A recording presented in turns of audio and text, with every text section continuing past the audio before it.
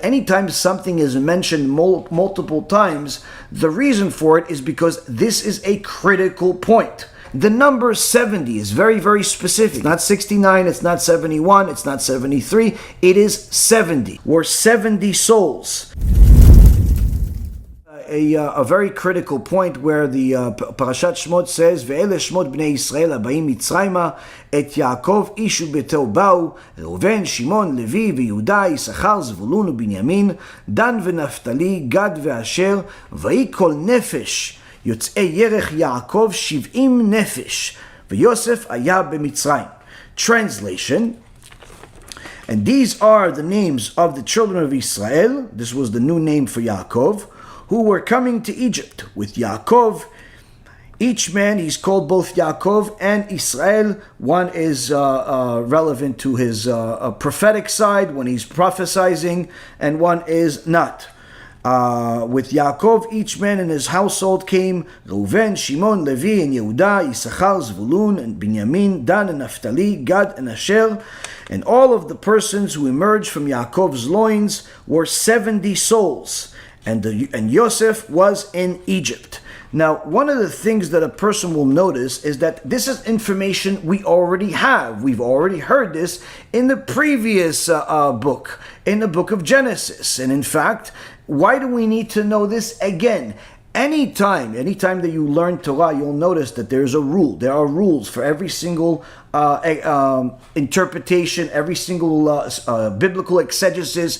There are rules. Anytime that a sentence starts with a certain word, anytime that there is a place mentioned in a sentence, anytime it mentions, for example, that on that day, or this is telling you that this is a divine intervention into something that had to happen.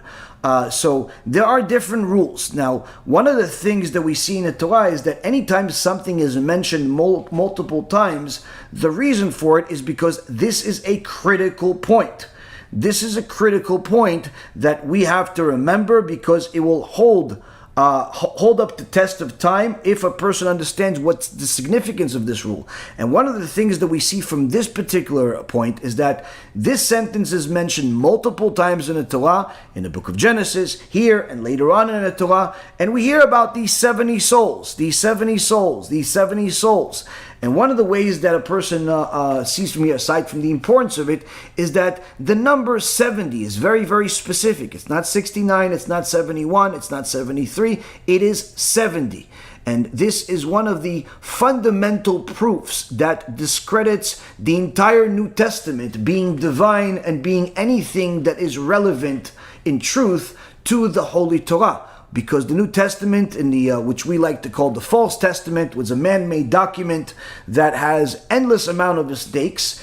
And one of the things that people don't understand is that if the New Testament were to be a divine document and thereby a continuation of the Old Testament, i.e. our Torah, our Tanakh, that means that the two cannot contradict each other. The New Testament cannot contradict the Old Testament. They have to agree. The moment the New Testament disagrees with the Old Testament, that already throws it into the garbage, because there is something called a postulate that our dear friend Rav Tovia Singer taught over the years, which is that the Torah can be true and the New Testament can be true, as logically speaking. The Torah can be true and the New Testament can be false. That is also a reality, but it's not possible for the Torah to be false and the New Testament to be true, because the New Testament relies and depends on the truth of the Torah.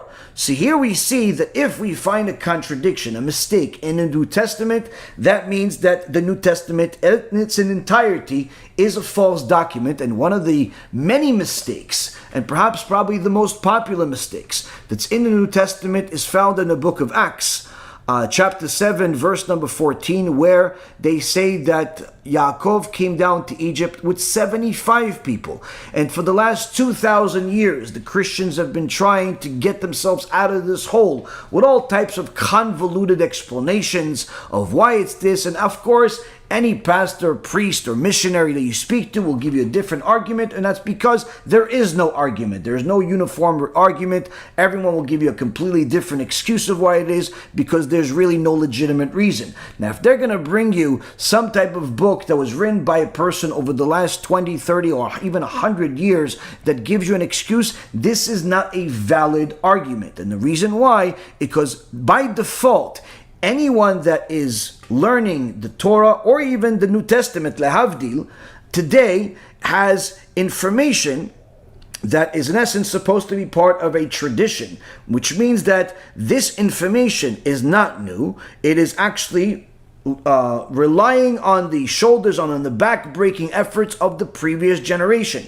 which means that if somebody came up with an excuse of why there is 75 in the New Testament versus 70 in the Torah, today, that means that there has to be a tradition over the last 2,000 years since this idolatrous religion began that is in essence saying the same thing. And that's one of the things that you will never find. You're not going to find the people's arguments today from Christianity and missionizing and what they call themselves Messianic Jews. You're not going to find that their arguments have any legs to stand on if you look back to the foundation. If you look back 300, 400, 500, 600 years, 1,000 years, 1,500 years, you'll see that the arguments are just simply new innovations just to get themselves out of the hole. So we see that the Torah put a special emphasis on this number. Why? Because this is going to be something that will withstand the test of time. Will stand the test of time for all people that educate themselves about the truth, that really want the truth and do not want to be part of a religion of falsehood. They'll see that it's very quickly something that you can prove, that once you have a mistake in the New Testament, that already makes it not divine. And of course, there's endless amount of mistakes in the New Testament. And those that are going to come and say, yeah, but there's also contradictions in the Torah, like I said, if you didn't study enough Torah, you're not going to understand anything. But most importantly, you have to understand that if even, let's say, for example, logically speaking, you would say, oh, there's contradictions or mistakes in the Torah, then that in essence negates both religions, because the Torah cannot be false and the New Testament truth. So this is one of the things that both Islam and Christianity have to obviously admit. And anyone that's a biblical scholar knows that to be the case. The greatest investment that a person can possibly do is to invest as much as possible into kiruv. But not just any kiruv, but kiruv that actually works, that actually changes people from being wicked, from going against Hashem, from having bad morals, from having bad ethics, to being servants of Hashem. אבל פה, ברוך השם, 100%, מההתחלה ועד הסוף, דברי אלוקים חיים.